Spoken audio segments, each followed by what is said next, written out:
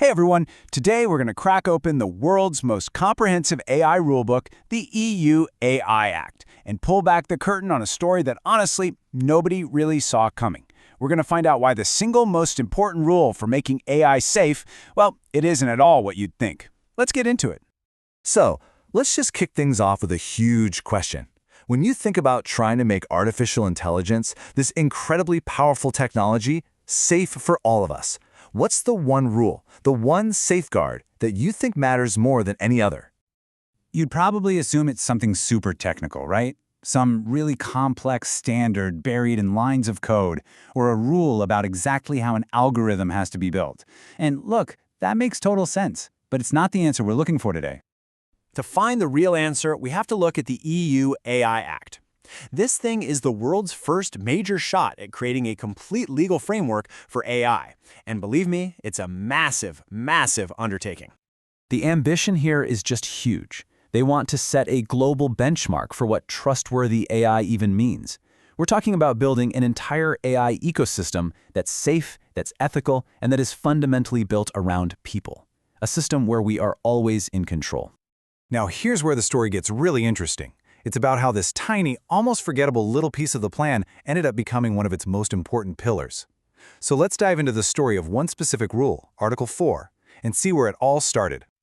Okay, so back in 2021, the first draft of Article 4 was, well, let's be honest, it was about as exciting as watching paint dry. It was a purely administrative rule. Its only job was to give regulators a way to update some technical list of AI systems as technology changed. It was a rule for bureaucrats, not for the people building or using the tech. But then, somewhere in the back rooms, during all those intense negotiations between 2021 and 2024, something kind of remarkable happened. This boring little technical rule got completely transformed. And this comparison just lays it all out, doesn't it? The entire focus shifted. It went from being a rule about updating a list of machines to a rule about fostering human understanding. It went from being for regulators to being for the companies and, crucially, the employees who actually build and use the stuff every single day. It became a rule about people.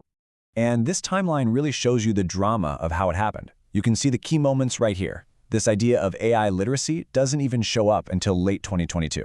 Then you have this huge debate over just 4 little words, to their best extent, and we'll get to that in a sec. The point is, this wasn't some afterthought. It was a really hard-fought battle to get this idea into the final law. So this is the final wording, and man, it's powerful.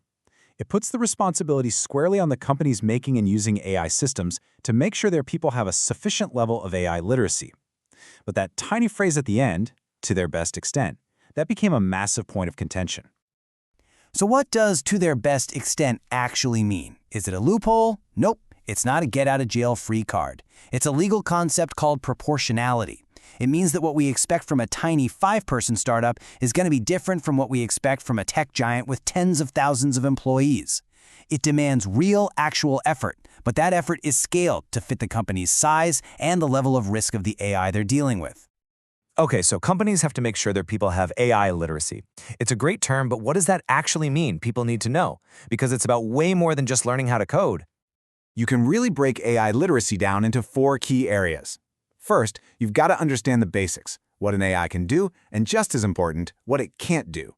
Second, you need to know the risks. We're talking about things like algorithmic bias and all the ethical minefields.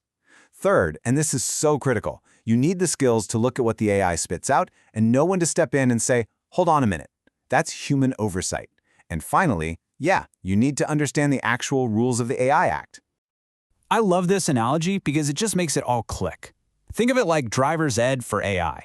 You don't need to be a master mechanic who can build a car engine from scratch, but you absolutely 100% need to know the rules of the road, how to operate the car safely, and how to spot danger before it causes a wreck. So this is the big so what moment. Why does this one rule matter so much? Why is a rule that's all about human education, not technical specs, such a game changer for AI safety? Well, it's because this isn't about just ticking boxes on some legal checklist. It's about building a genuine culture of responsibility inside companies. It gives the people who are closest to the technology the power to spot risks and actually do something about them. And when that happens, you build public trust, you keep people in the driver's seat, and you protect our fundamental rights from things like biased algorithms. At the end of the day, it all boils down to one simple, powerful idea. You can write the most brilliant, detailed, perfect rulebook in the history of the world, but that rulebook is completely and utterly useless if the people who are supposed to be following it don't have the literacy to understand what it says, and more importantly, why it matters. The whole journey of Article 4, from a boring technical note to this powerful mandate, it reveals something really profound.